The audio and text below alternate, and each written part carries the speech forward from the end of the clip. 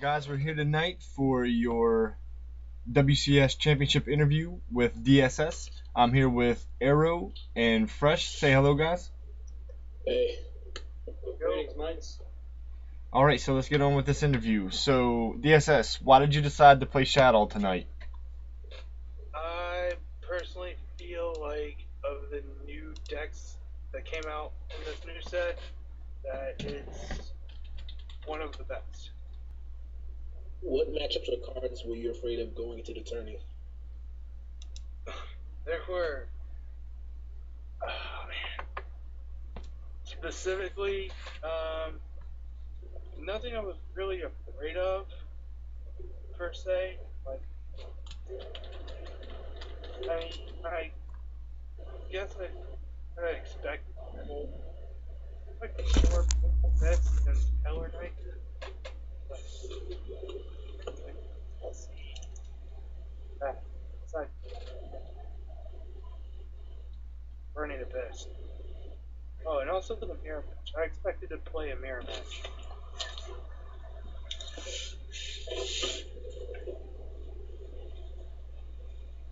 So, by looking at your deck lists, you see a lot of interesting decisions. As you see with other players, they tend to run stuff like Armadas, they tend to run stuff like Leo. And by looking at your deck list, you weren't running Leo, you weren't running Armadas. So why not running these cards? Did you see a better text? Was it a better strategy, or what are your thoughts? Well, the extra deck for Chanel is one of the tightest.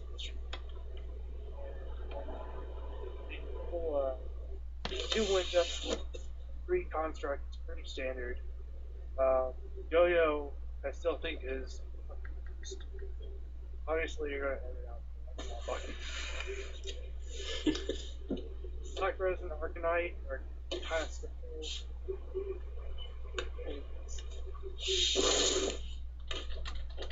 Falco plus Beast equal Arcanite. And then, like, for the Excidon and 101 and Castel, I think are pretty standard right now.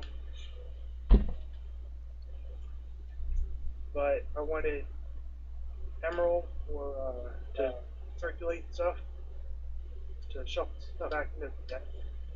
And there are times where even the bones break up. I get them into the graveyard, and then I have Sanctum sits there. But I wanted those. I wanted him in there, and a Wobble Chain just for straight detached steps to graveyard. But I didn't really know Leo was considered stable or whatever for that. And well, I in there. That's so I'm gonna toss it out for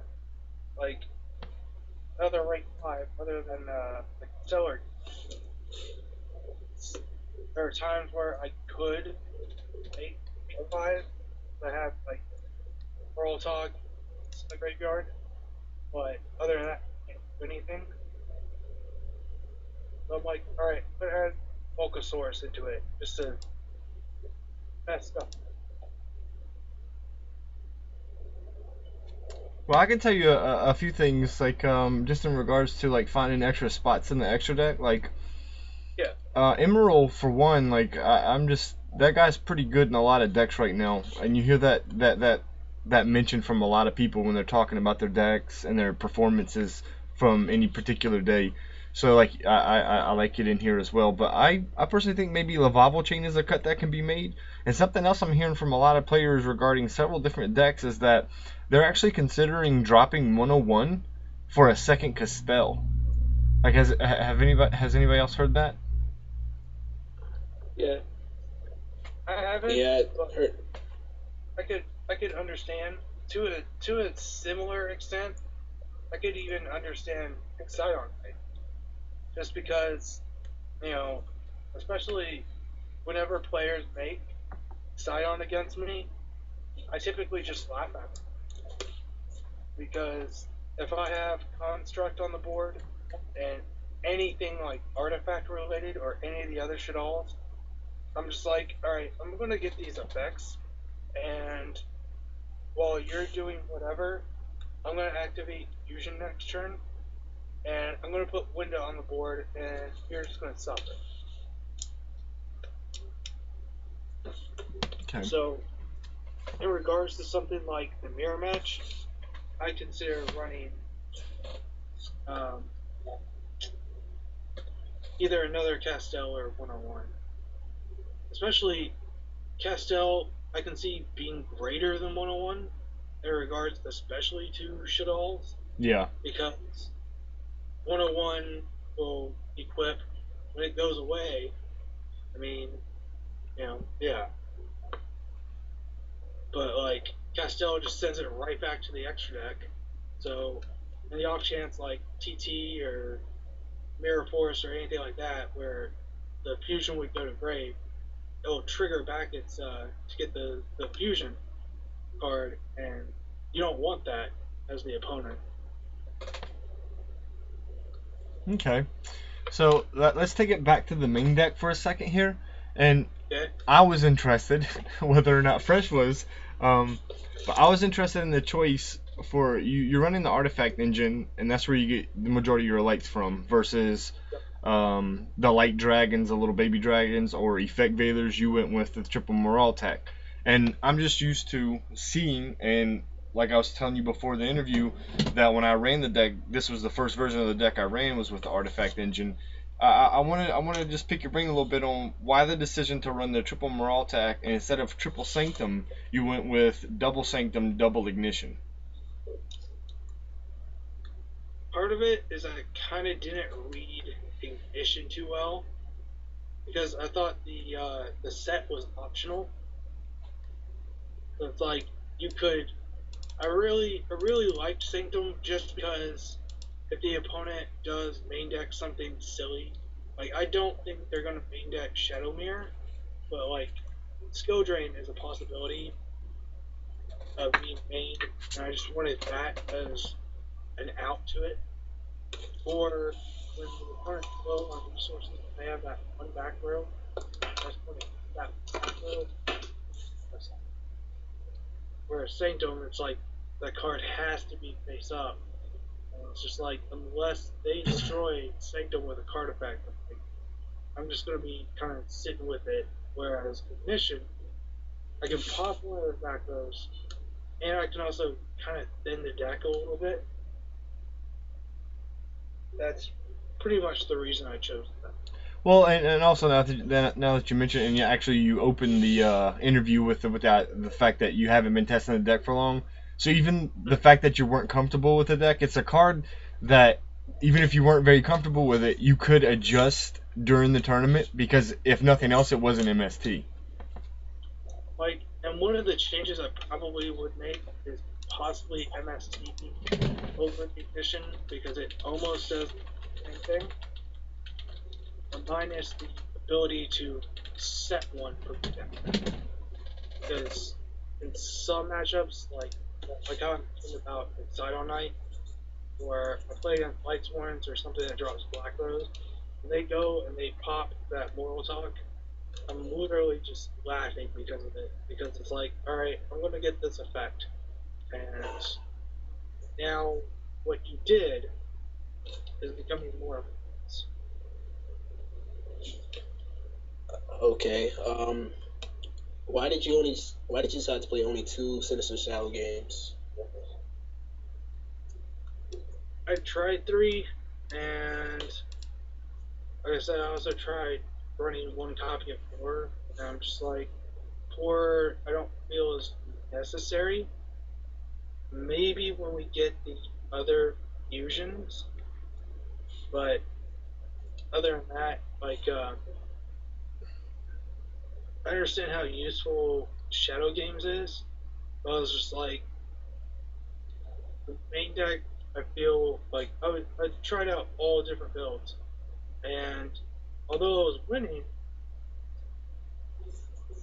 I was just like, I don't really have to have,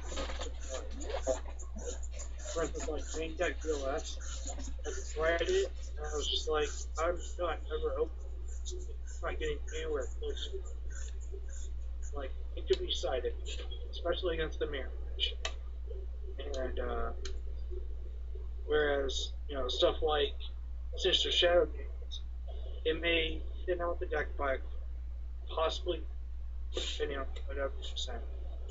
And then you can potentially get their flip effect, especially if you monster get their effect.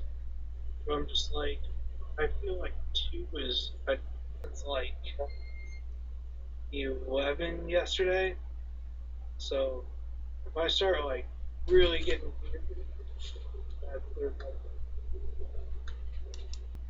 Wiretap is an interesting card. How did it work out? I saw it do some work, especially against me. yeah, I originally actually had it in the main deck.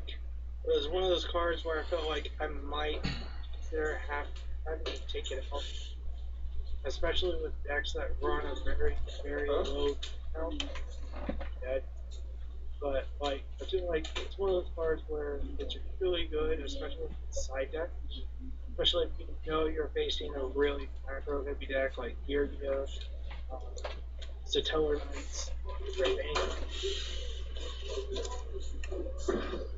I noticed that you're running Bottomless Trap Hole in the deck, and it's a card that's become very unpopular in this format, if for no other reason, Construct itself. So why the decision to run it? I know how much it sucks against stuff like, Window and, and stuff like that, but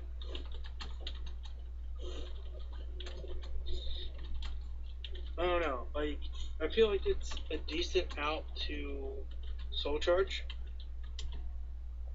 because especially it was in one of my games. I Soul Charged for 2, and they end up just bottomlessing the 2 monsters anyways. So I'm out 2,000 life. They're out 1 card, but I'm out 2 monsters that I could have plussed. So I don't know. It's free. It vanishes whatever it's trying to kill or whatever, and it can hit multiple monsters at once. Okay, did it have any value for you in this tournament at all? Against in the last match against Burning Abyss, Yeah. the 1600 guy that looks like Ganon to me. I helped stop him like twice. Okay.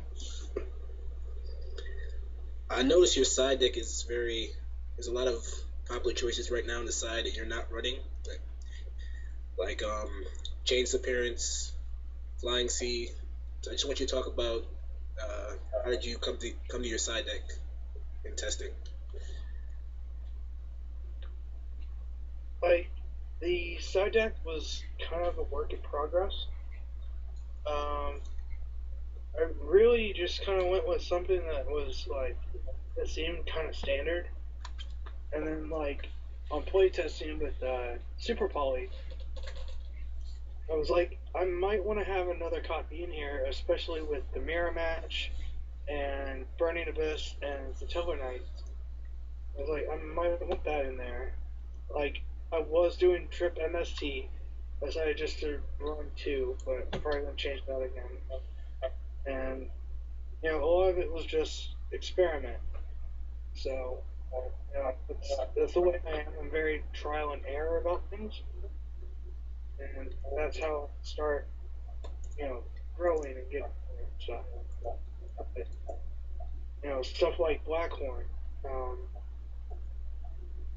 It can suck, but, at 3, it shuts down, like, especially the Exceeds plays, which I know is getting to be a little bit fewer in number, but I still felt like it was kind of like one of those cards that still has potential to be disruptive, especially since a lot of the top decks in the past formats are like, it just seems like with the arrival of Burning Abyss, Taylor Knights, and Shaddolls, like Hat seems obsolete. Um, you know, uh, Dolces seem obsolete. I'm just like, I don't know how, you know, and it still feels like it's one of those cards where I should probably have it just in case I'm going to face something that's not a new set. Well, I think those comments make the side deck a little more understandable now, especially I guess something when we were building these little talking points between each other. You know, we didn't have that initial comment from you, which was still new to the deck, still figuring things out. Um, but I'm looking like the super poly. You don't have to explain that. Like people are either running two in the main, one in the main, one in the side, or two in the side. So Yeah. just whichever part of your, whatever your preference would be, I guess explains that well enough. And Blackluster Soldier is, in my opinion, the most interesting card in the side deck. Now that I look at it, I was thinking it was Wiretap, as Eru mentioned, but I'm just now noticing that it's in the side deck.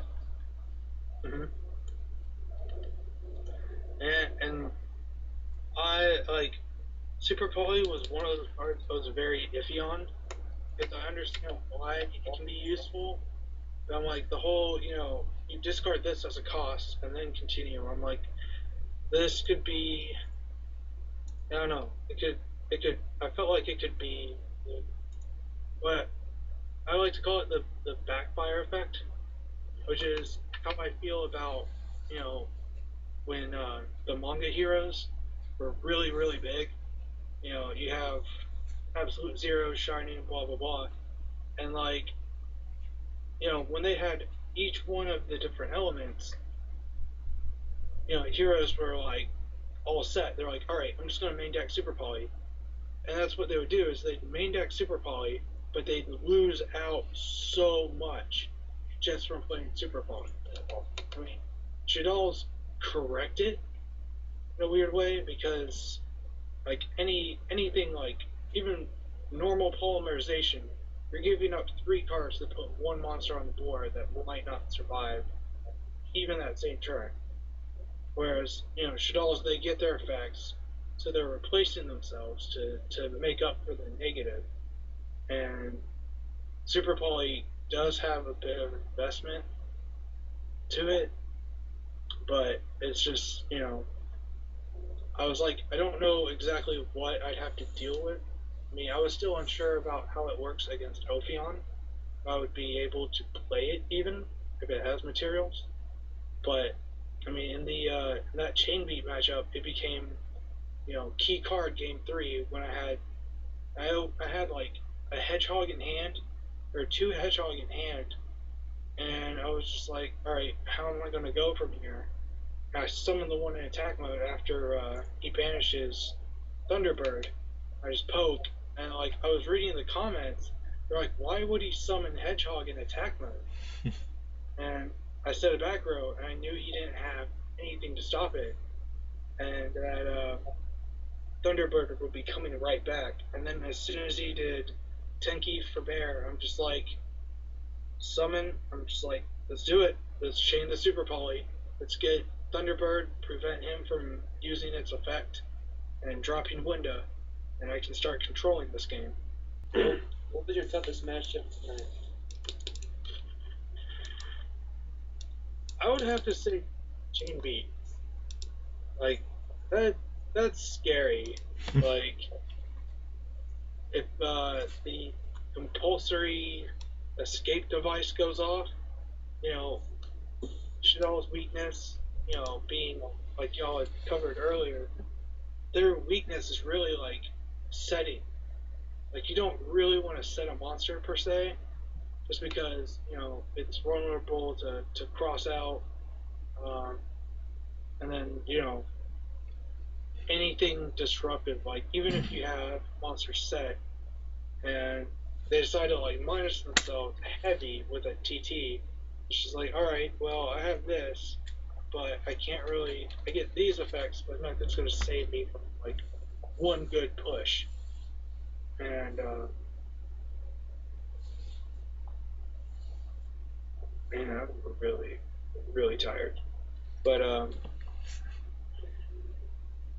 Well, that matchup in general offers you, what I want to say he ran 3 compulsory escape and the 1 compulsory vac, and those are just like the best ways to address the shadow fusions, because they're not yeah, going to the graveyard, and that's the big thing. And like I even like the memory of an adversary tech. If he wasn't so far behind advantage, that could have possibly turned that game around, because it's another way to address your fusions without sending them to the grave. yeah, and that was kind of like the scariest thing. Like it was kind of the same way with against Burning Abyss because he ran Phoenix Wing, so he was dealing with all my fusions, and then it by doing so it traps my Shadal fusion like in the graveyard. And when all 3 of them are in there, I'm just like, all right, I can't fuse really anymore. So now I have to go to other options, and it's really really scary to deal with crap like that. So not to mention like game 2 against Chainbeat, it was just like Bridger, and I didn't really have outs to it. And, game 3, he had D Fissure. I look at my hand, I'm like, I have the Sanctum, and as long as it goes off, I can get rid of that D Fissure.